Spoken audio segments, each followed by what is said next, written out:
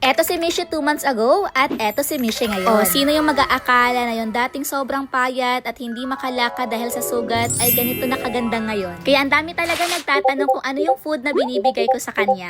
Eto lang naman yung Petmara dry food yung binibigay ko sa kanya, tapos hinahaluan ko na lang nitong wet food nila. So araw-araw yun yung food na binibigay ko sa kanya until unti-unting nakikita ko yung kanyang pagbabago. Actually naging mas malakas na nga siya, mas magana pa nga siyang kumain at unti-unting tumubo yung balahibo niya. Hanggang ngayon ang ganda na ng kanyang balahibo. Hindi mo akakalain na siya ay dating stray cat. Eto kasing cat food ng Petmara, meron siyang tamang nutrients para sa cats natin, para sa growth nila, para sa kanilang energy, at saka para sa healthy coat. Complete and balanced nutrition na to for our cats, and of course, meron na siyang omega fatty acid din para sa healthy skin and coat nila. Kaya kung gusto mo rin makita yung transformation ng cats nyo, yung dry food natin ng Petmara, nasa yellow basket lang.